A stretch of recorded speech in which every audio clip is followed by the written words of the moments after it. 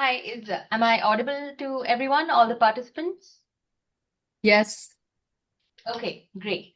We're going to begin the capstone session now, and it's going to be Hector will be speaking first, and then Carlos. Then we'll have a quick Q&A for any specific questions that any of you may have for them. And in terms of all the other logistics for the capstone, the work authorization, the other requirements, etc., the presentation that you see, I'll be covering that towards the end. So just save all your questions specifically for capstone for Hector and Carlos, and then all the other logistics and requirements, etc., I can answer them after that. So Hector, we can begin. Hello, everybody. It's really nice to have this opportunity to talk to you about the Capstone project. I'm Hector Cardenas. I'm a professor of practice in public policy at the Goldman School and also the faculty director of the MPA program. And I'm an alum of the school. I got my MDP degree in 1994 and then my PhD a few years later. And I've been teaching at the school now, what is it now? I think it's going on 15, 16 years. I think I started teaching again in 2009. And I have to say that the capstone is my favorite thing to teach because it's a great opportunity for all of you to use everything that you've learned in the time that you spent at GSBP and apply it to a real problem for a real client, and therefore sort of gain valuable experience in dealing with complex,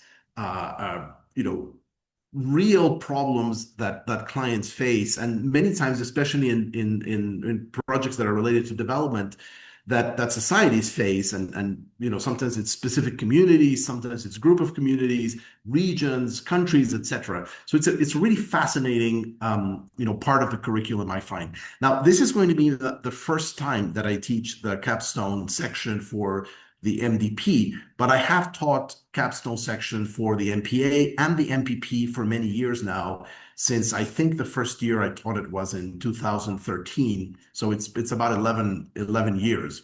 I'm really looking forward to teaching the MDP capstone because I've been working in development related work more recently in my private practice. I run a consulting company that's called the Ergo Group, and we have been working over the past few years, or I'd say about 7 or 8 years, with international donor organizations on development-related projects, mostly in Latin America, in Mexico, and also in Panama.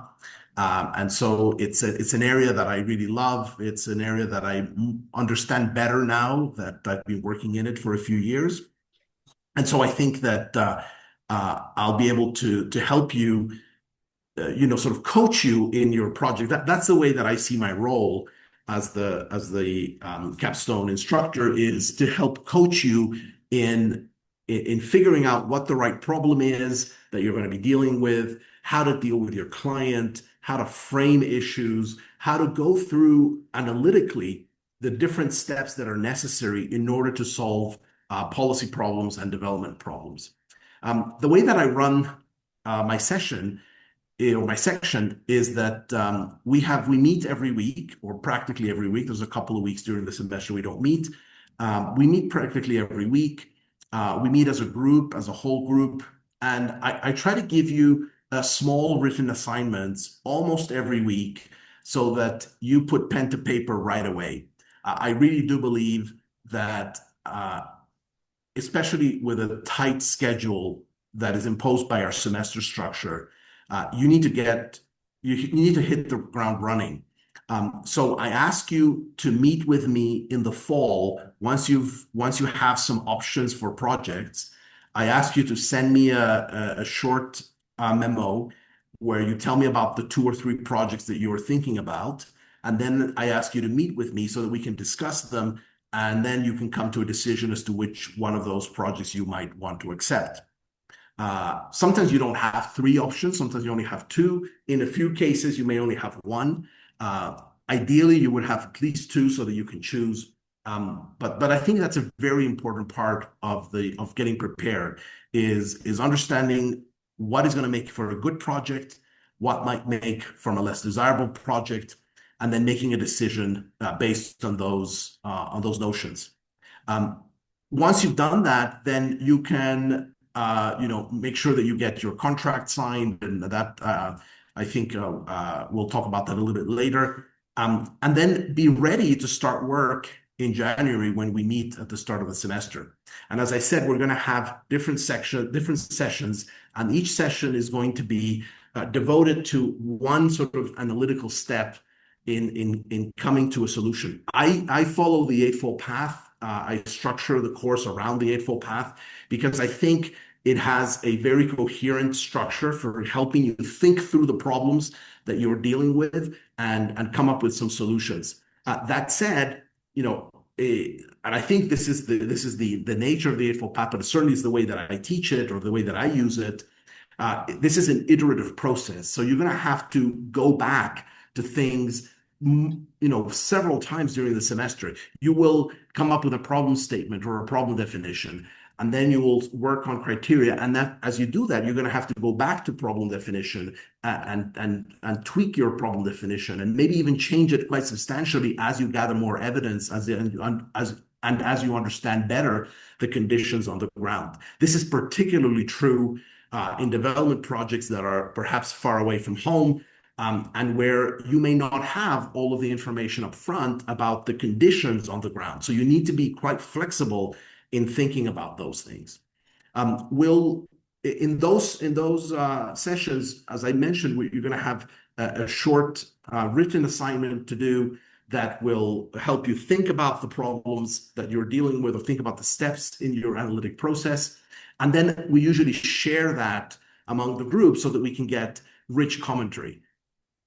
I think that the greatest value of the Capstone seminar is the fact that you are all there and you're all contributing to each other's learning. It's not just me trying to help you out and trying to guide you. It's actually all of you together guiding each other and helping each other understand these, the issues that you're dealing with better. So we meet every week, and we'll have several opportunities for you to present work.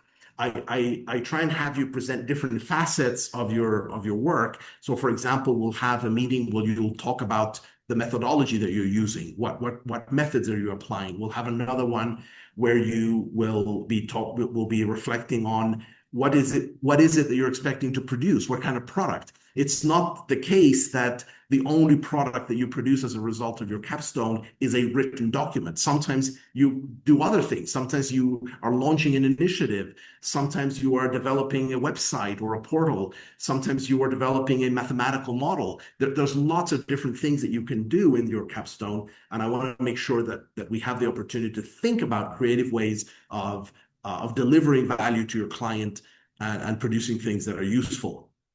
I think that's sort of in general the way that I handle the class sessions. And a couple of things just about what make good projects. I think a good capstone project is a project where your client really wants to solve a problem that they have, right? Or maybe launch an initiative that they've been thinking of, but where your client doesn't have sort of fixed preconceived ideas about what the solution should be. Because when they do that, then it's very difficult for you to really exercise all of the skills that you've been learning. So I think that's one piece. The second piece is that you have good communication with your client, and that your client really respects the work that you're doing and sees it as a consulting input. And sees you as a consultant rather than an intern or somebody who's just out to get the coffee or take out the garbage, right? You want to have a client that respects the value that you bring to the relationship.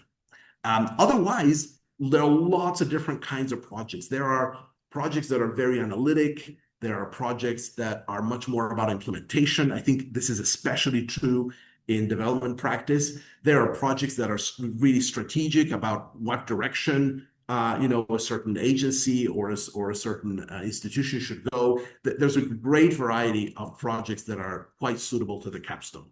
So I will leave it at that and just say, again, just reiterate how happy and enthused I am about teaching this class with you.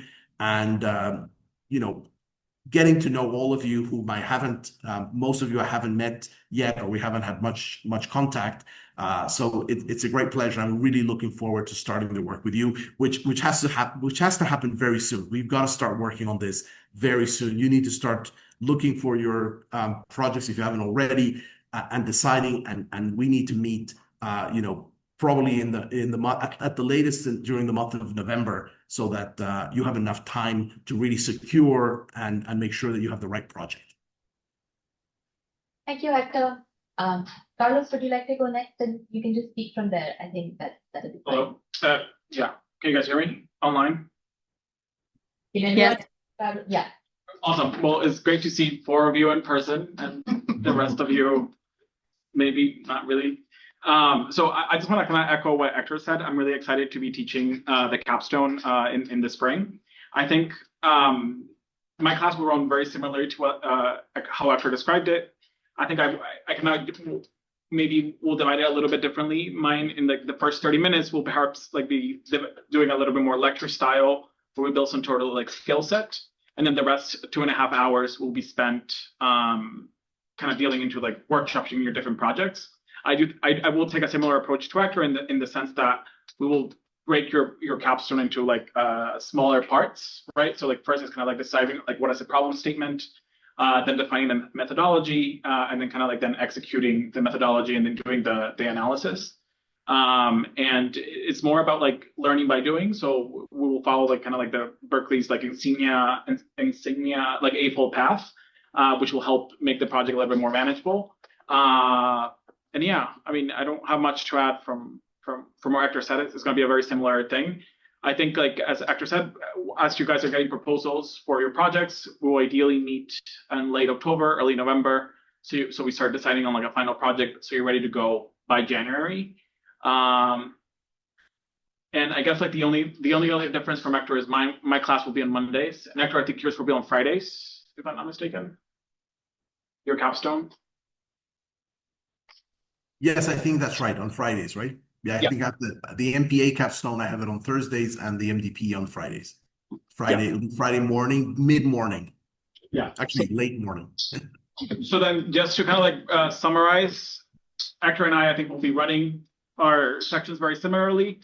I perhaps will have a little bit more of toolkit development, especially in the first sessions. And then there will be a time difference. Mine will be on Mondays and Hector's will be on Fridays. Any questions? For those who are online, if you want to ask a question, I would recommend that you turn your camera on, and then so that no one is speaking over each other. But are there any questions? Actually, I would really appreciate it if everybody would turn their cameras on. That is, when I teach online, I always ask for everybody to have their cameras on, because otherwise it's a very depersonalizing experience to talk to, just a bunch of names on dark screens. And maybe I'd like to add a couple of points, and I'd love to have Hector and Carlos say if they agree or disagree. We've referenced the eightfold path. You folks have not, I think, had the opportunity to study this or take a class with it, in it. There are a lot of sort of summary materials. It's a book by Professor Jean Bardak, who is now emeritus of the school.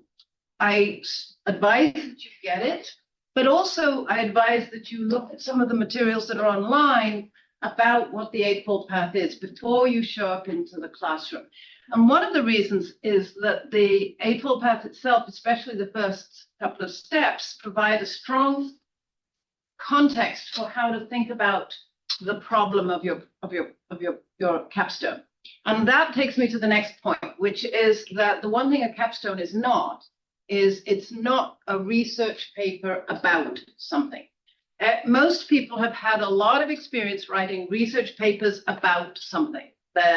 It's one of the things you get very good at as an undergraduate student, especially, well, pretty much any discipline, about the political systems in this country or that country, about the historical causes of this war or that war, about the geographic hinterland and the economic structures of this and that place.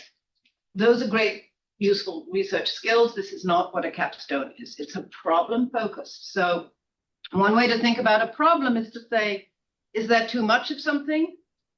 Is that too little of something? Or has somebody missed an opportunity to do something really beneficial? Is there a screw up in something that government is doing? That's another type of problem that needs to then be fixed. And it would be manifested in too many people staying too long in prisons, too few children having the way to get to school when they need it, whatever.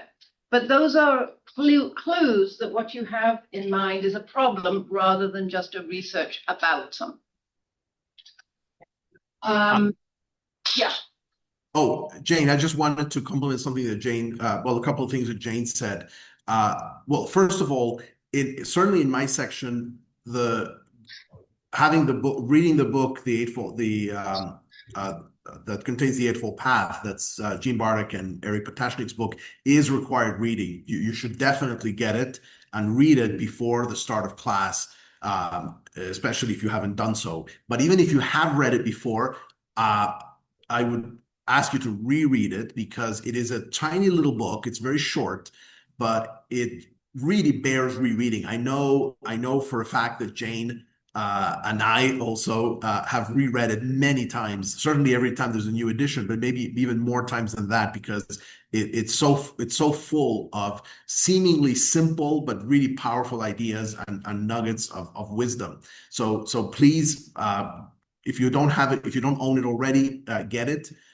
It'll accompany you for the rest of your professional lives, and it will be money very well spent.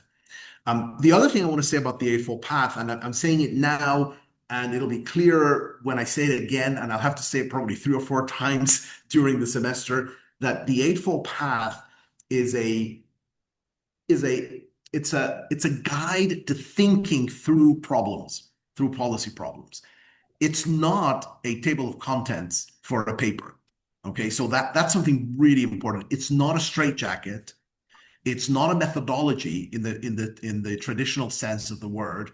It's a guide. It's a thought guide. It's a way for you to structure your ideas, to organize yourselves in the process of understanding a problem that you want to solve and trying to figure out how to solve it.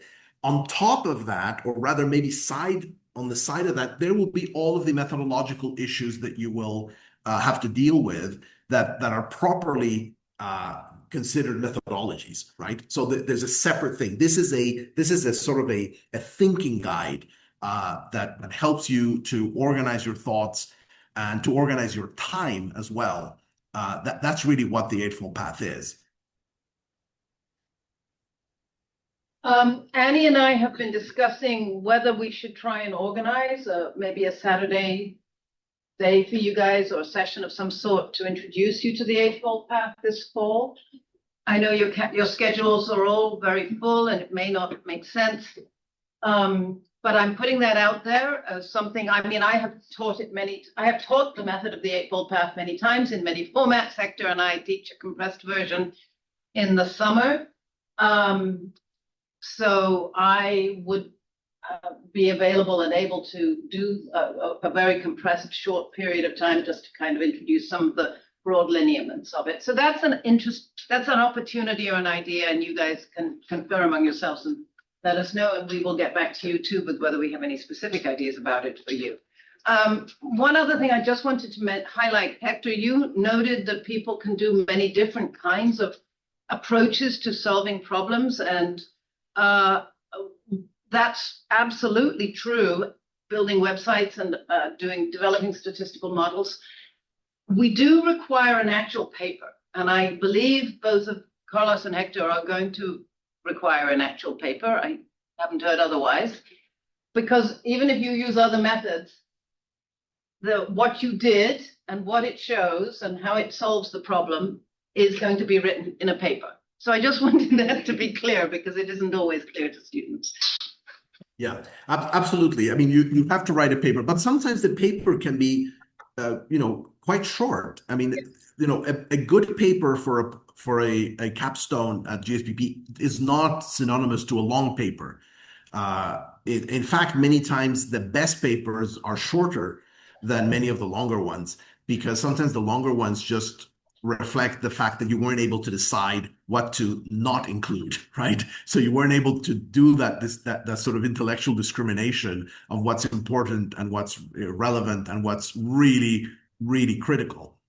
So the paper can be of different lengths. Some people go a little bit longer and write papers that are in the 35 to 40 pages. Other people can create a very, very brief paper that's, around 20 pages or even sometimes less. And that is quite effective and very useful. And these other products are sometimes where the biggest value for the client is, right? And I'm not saying that all of you have to do that. In some cases, it depends a lot on the project and the client that you're working with. But we've seen some incredibly useful examples of students creating products that come beside the paper. I'll give you a couple of instances. We had a student in the MPP program a few years ago who developed a statistical model using Bayesian statistical reasoning that was designed to help a foundation based on a set of interviews that he did with experts in the field of international development. This model helped foundations to do a better job of scoring the different kinds of development project grants proposals that they received. And so, and it was really incredibly useful. His paper, I forget exactly what length it was, but that was important because he explained the methodology, he explained what was done, he dealt with all of the different issues that he had to work on in order to get to that model. But then I think the main event was the actual model, right? Another example was a student in the MPA program who was working on affordable housing policy. And she was working for a client who wanted to understand sort of what were the different kinds of programs and how could you make this alphabet soup of federal and state and sometimes even local programs that were available I forget which state it was. How do you make them intelligible for people who are trying to come up with with developing new residential buildings or residential projects? And so she wrote a good paper, but the key thing is she developed this deck of cards, right? She developed this deck of cards that could be used in development sessions with community organizations and developers to try and to put together the right combination of federal, state, and local programs. So it was sort of an innovative and really cool idea, and it was incredibly useful to the client. So just two examples of projects that maybe you wouldn't have thought of as an output for a capstone, and how there's a lot of creativity that you can marshal and put into whatever you work on in your capstones. Jill, you want to add anything? Yeah. But there were questions Yeah. both in the room and that's good. So we can start with Paldi. You had a question? I just wanted to know that, if we find an organization we really want to work with and some specific things that we want to work on. But at the same time, we have sort of this deliverable that is expected out of a capstone. How do we balance out the confidentiality aspect? What if we bag a project that we really want to work on, but the client is not necessarily okay with it becoming something that we share broadly? I'm just wondering if those instances occur and what's the way around that? They do occur and they are pretty solvable. I want to offer up, Hector, if you don't mind, my example of a capstone done for Lawrence Livermore Labs on a national security question of armament.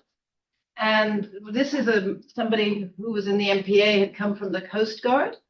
And in that case, there was an actual researcher at Lawrence Livermore, and I talked to him, and he evaluated the quality of the research in the paper, because I really couldn't actually even see most of the work that was done because it was national security. And then I got a security clearance to go and attend the briefing that this student did for the sort of general staff in the lab. So that was an extreme example of a very confidential project, but we always have managed to resolve those issues. Hector, would you agree? Yes, absolutely, absolutely. And there are different levels of confidentiality. I mean, as Jane said, that is sort of like the on the deep end, right? But also there are other cases where the client wants to keep the results just for their own eyes. And there's no sort of deep confidentiality need in the sense that it's not national security data, it's not personally identifiable information or something that could harm a vulnerable group, but it's just the client who it's an internal strategy document, right? And they just don't want to reveal it.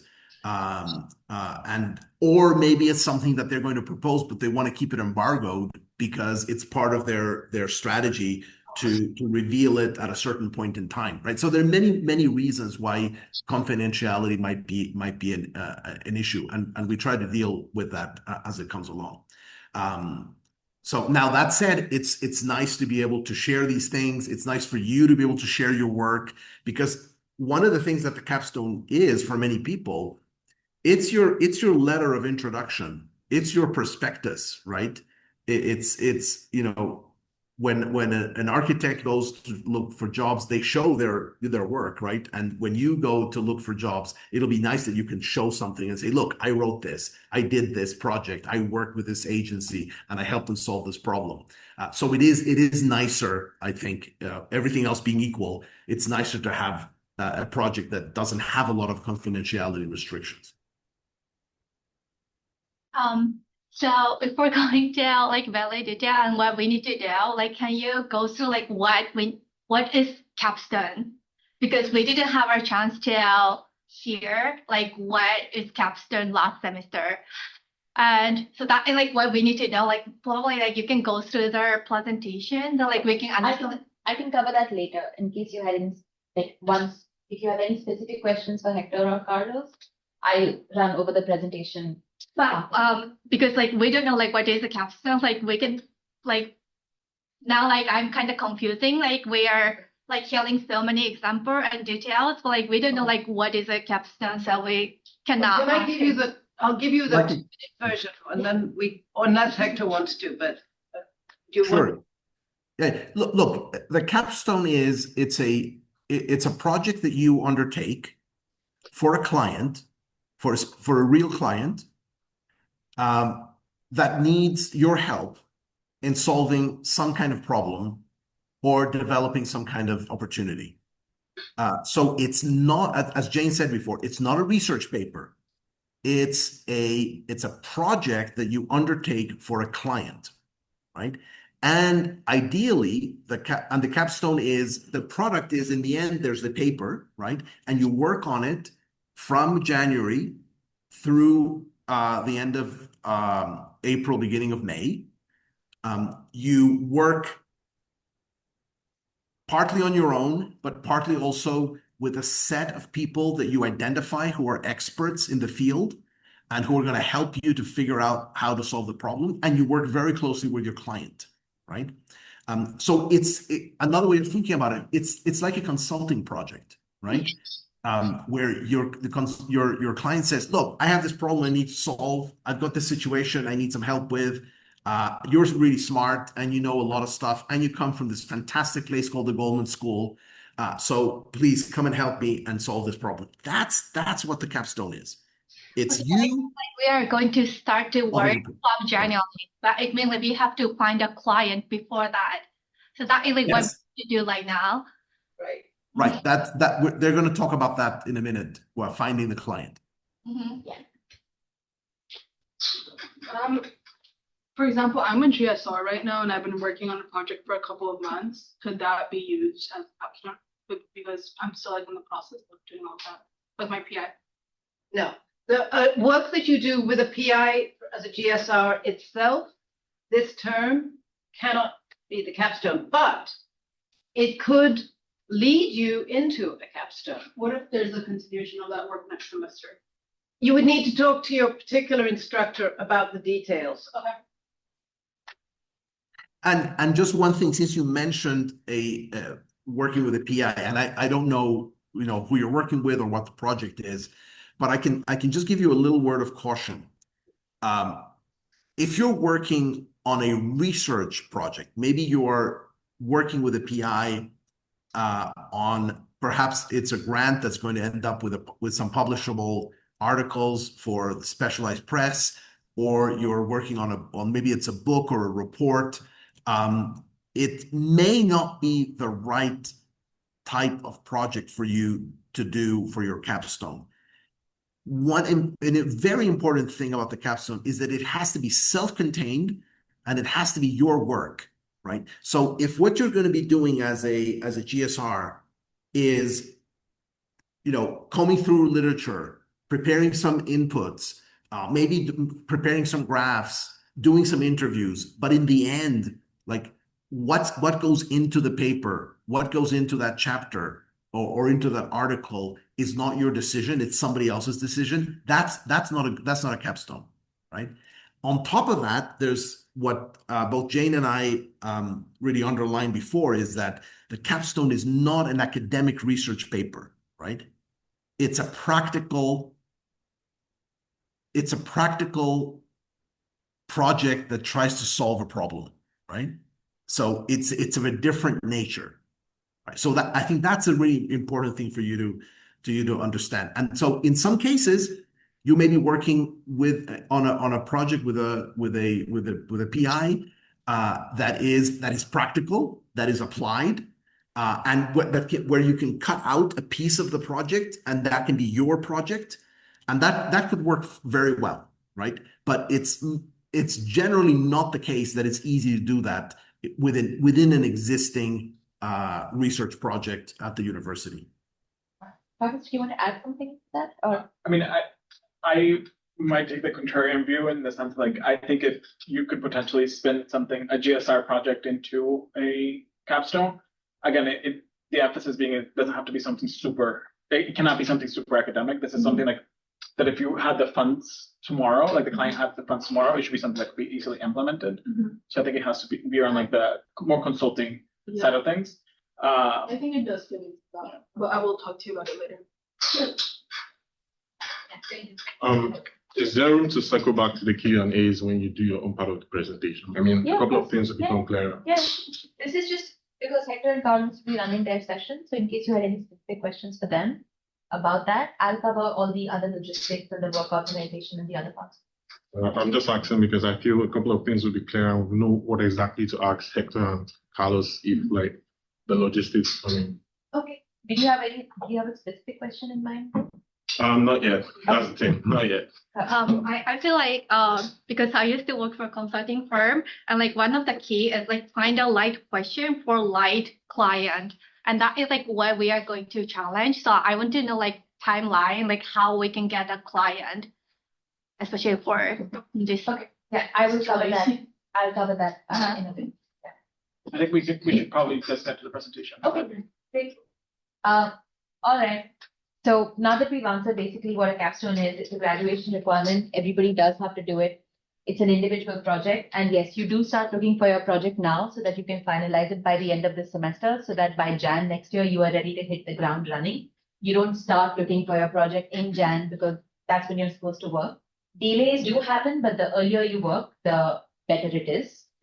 So the scope of the project negotiation, it's a very individual decision. You, based on how you find a client, what the project scope is, in consultation with your capstone advisor, it's a iterative process. It doesn't happen something overnight, and there are many back and forth involved. But the scope is finalized when you speak to your employer, you negotiate your scope of work. There is a template that you fill out. That template is signed, reviewed, and there are multiple checks in place to make sure that the actual scope of work has been finalized and agreed upon by everyone. Your time commitment over the spring semester will be around 18 to 20 hours per week, or it will be 27 to 30 hours per week.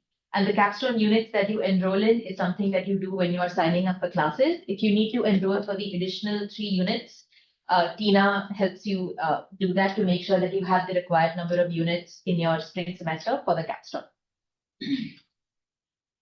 This is something that we've gone over a lot, but just to reiterate, it has to be a real problem.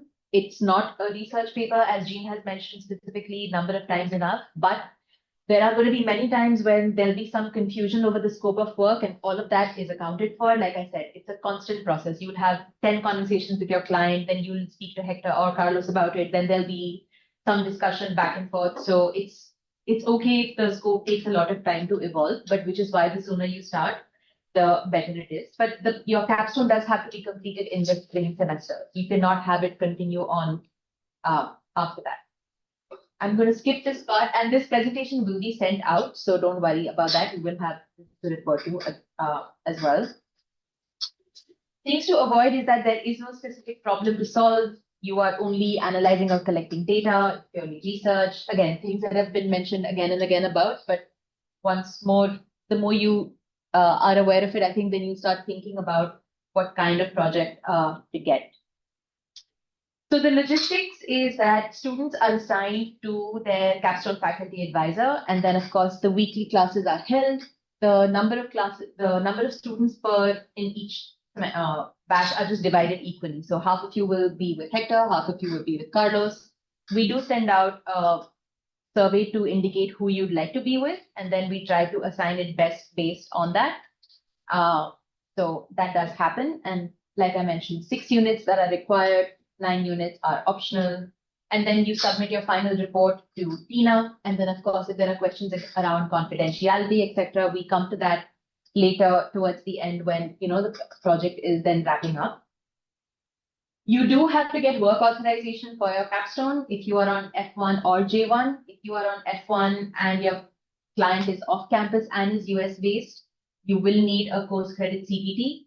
Please speak to Bio before you finalize a client. Sometimes it has happened that capstone clients are not based in the US, and that creates real logistic work authorization problems because Bio cannot give you work authorization for an entity that is not based in the US because they have no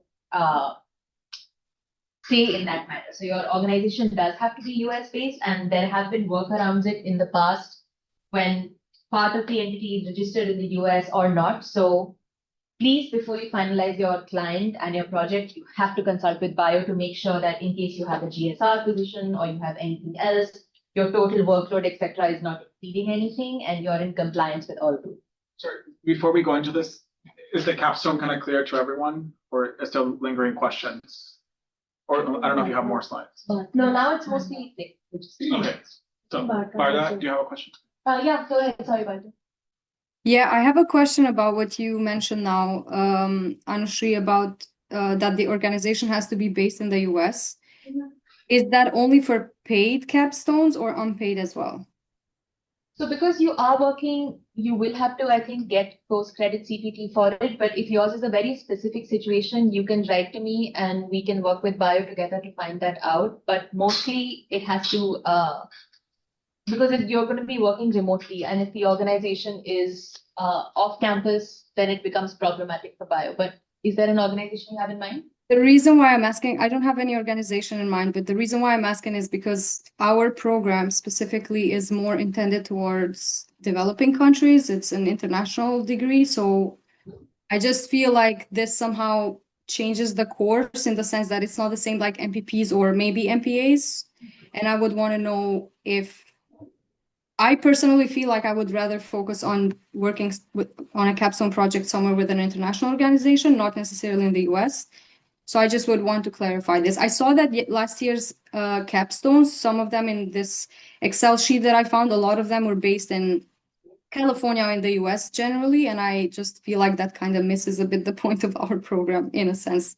No offense, I don't have anything specific in mind, but just asking whether this has been an issue or the case for previous cohorts.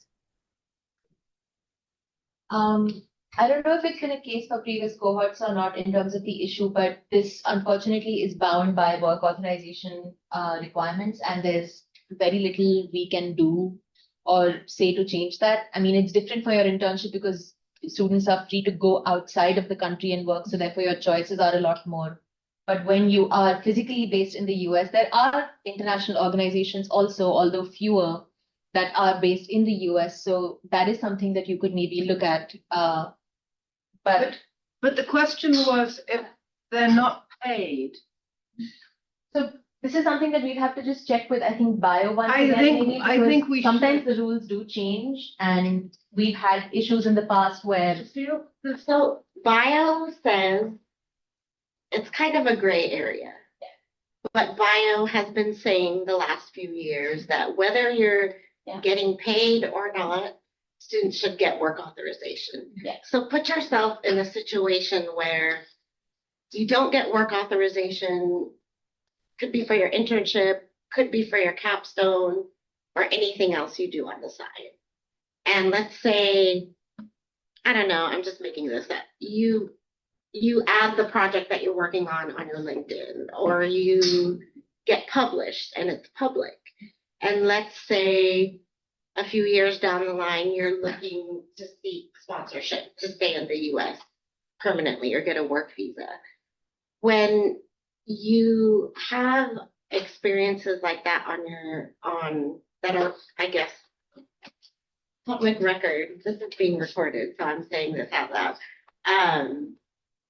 The agencies that are doing the digging when you're looking to get sponsored in the US, they're gonna look at, okay, did this person have work authorization for every single thing that's on their resume or on their LinkedIn that they're saying that they did work for, whether you got paid or not.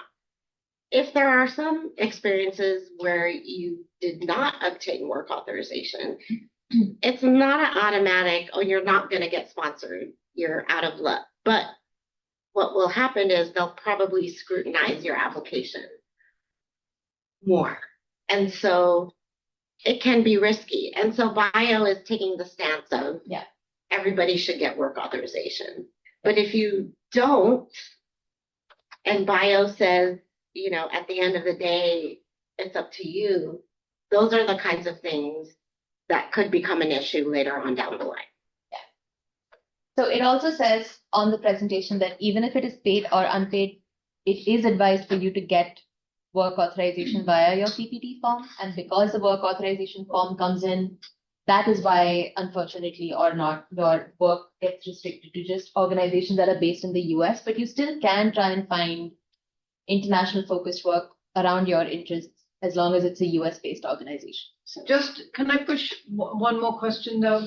Yes, but a lot of these questions are really out of our decision making, especially when it comes. We have a to work authorization session with Bio this week on Friday. Ah, Yes. okay, But you can email me your question, Jane. I will. So that I make sure that it's answered in case. I'll email it. I'll reach out separately. So this is for F1. J1 visa holders also need to get a work authorization. However, the only difference being that the rules are a little bit different for J1 in the sense that 60% of your hours work have to be in person. So only 40% of the work that you do for your capstone can be remote if you're on a J1 visa. So please do keep that in mind as well, so that at the last minute, there are no repercussions of you're not able to meet the requirement. Can I say something again? Sorry, I'm a J1, that's why. So that means that my capstone has to be based in California. Is that correct? Based on this condition? Yes, because you will have to do 60% of your time in person in the sense that you will have to have a physical office or an address that you go to. And the duration of that time and how you make up the 60% is still a little bit flexible, but overall, you do need to make that in-person requirement. Okay.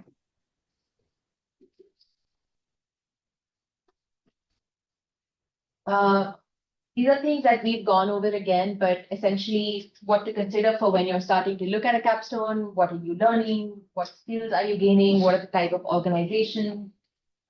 Do keep in mind the kind of client that you're trying to reach out with based on how responsive, etc. they are, if they are generally accommodating to your needs. I'm going to skip all these things. Okay. So in terms of things to do, this is a session that everyone has attended.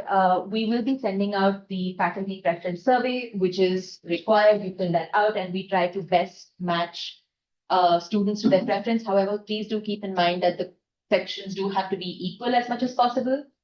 And then once that is assigned, then you meet either with Hector or Carlos to then start ideating and brainstorming about the kind of project that you would like to do.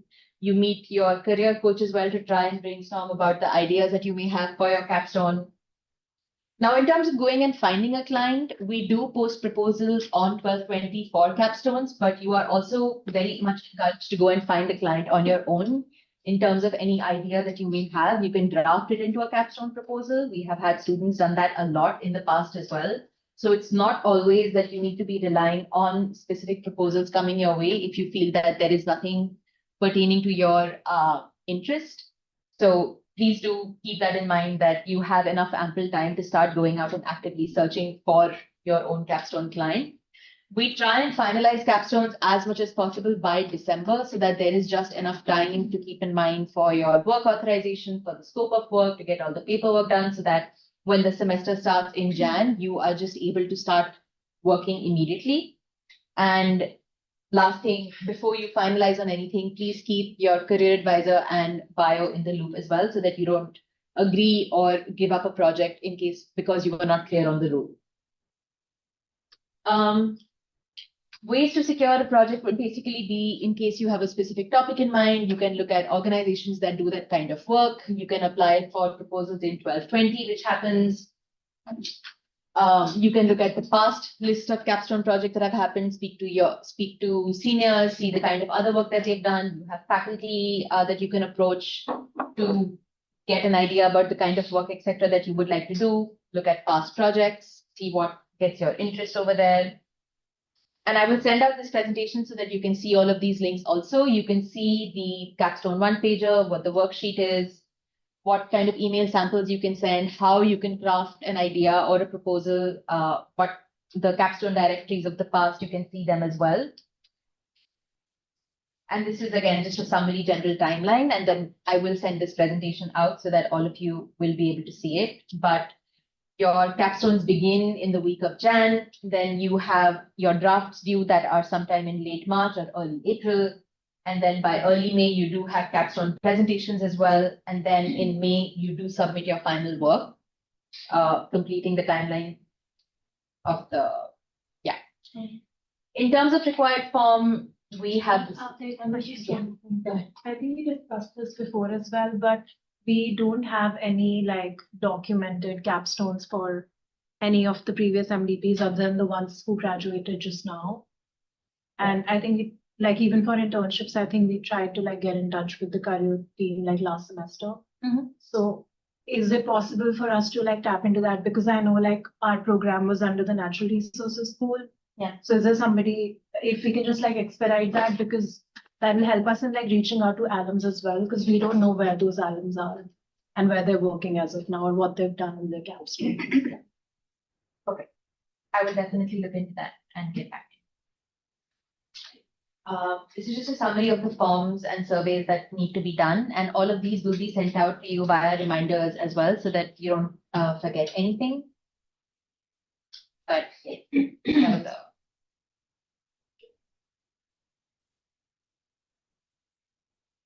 any more questions?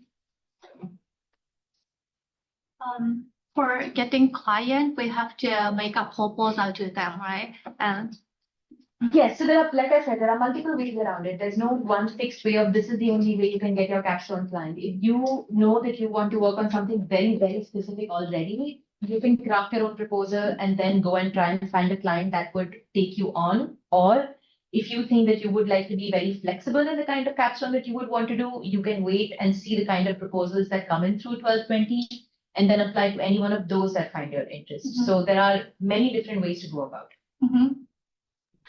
If a client or an organization is already working on a project or an idea, can you just be an addition to that? And that's fine. I think as long as your output specifically would meet all of those needs and whoever your faculty advisor is would be okay with that, I think it should be fine. But yes, I mean, it would depend upon what is your value addition and contribution to that. And as long as you just did not only do research and you created something new out of it. So a capstone, they're not going to create a whole new organization to serve you. You will most likely be a part of an existing policy problem that they're trying to solve, not necessarily a research question that's trying to be answered. Yeah. What I'm asking is, the comments about creating a product sounds very individualistic or exclusive to like the person doing the capstone. So, but if you're a part of the team that is working on something, somehow you're part of the team that created the product, not exclusively you creating the product. But what I'm hearing, it sounds as though you have to create a product or you have to like provide something for the organization. If you're just an addition to the team, maybe you're doing research, you're part of the doing whatever, they're like part of the work that you're doing, right? But it's still relevant to like the capstone. Does the final product or outcome has to be exclusively your efforts? So, I mean, I would say like the report you turn in is perhaps has to be mostly authored by you, but like the product could be co-developed with others. Okay. I mean, I think if you think about like a consulting project, you're mostly working in it as part of a team. So that's totally it. Okay.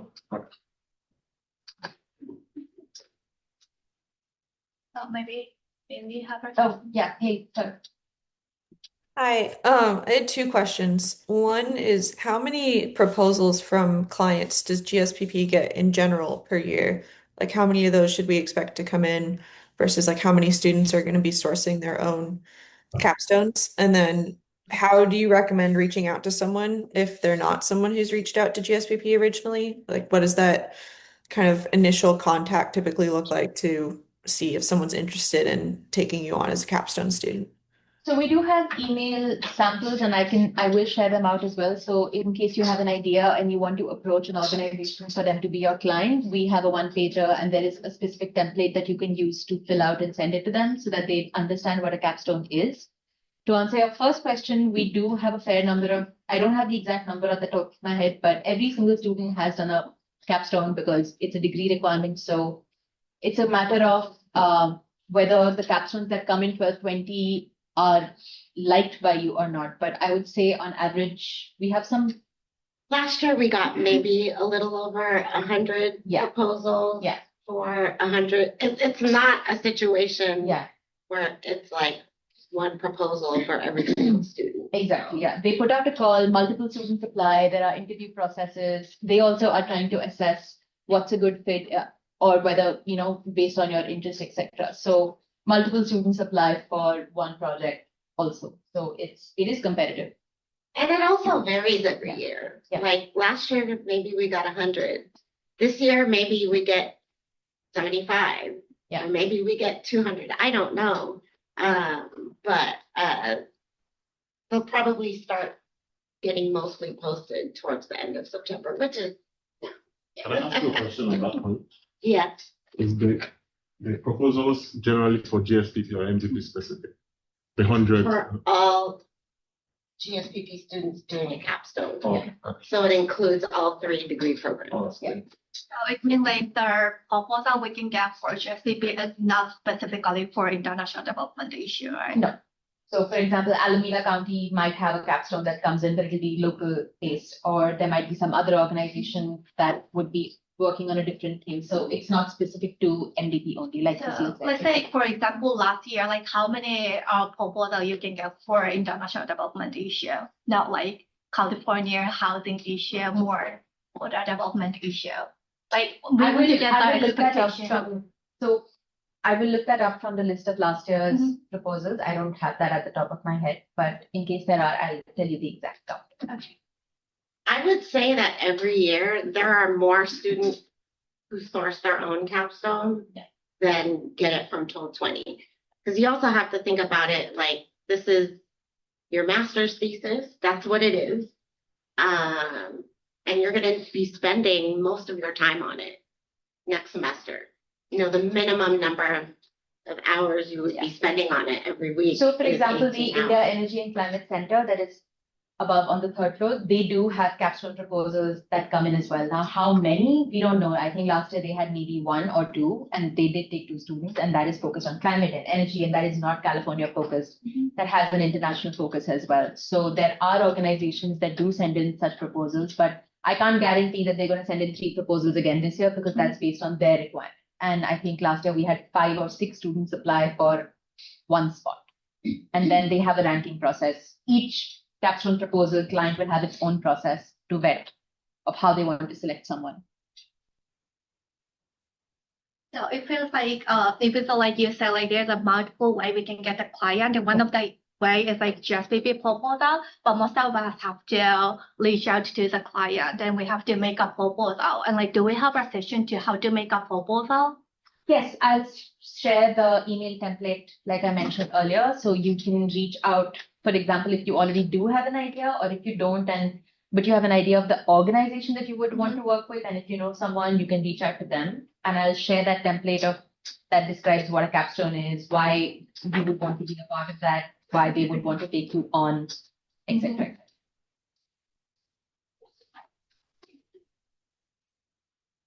Any other questions?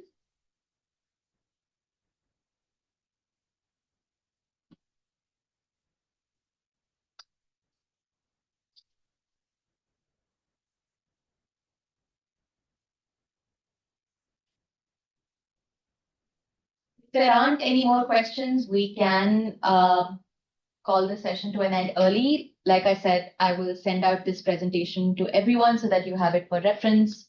All the important forms with the deadlines, etc., will also be sent out so that there is no confusion. We are having a work authorization session also with Bio on Friday, and a lot of the questions that you have about Capstone in terms of work authorization, please do bring them up there as well so that there is, in case there is any confusion, it can be clarified. All right. Thank you so much for coming. This was so helpful. Thanks, everybody. Thanks, See you.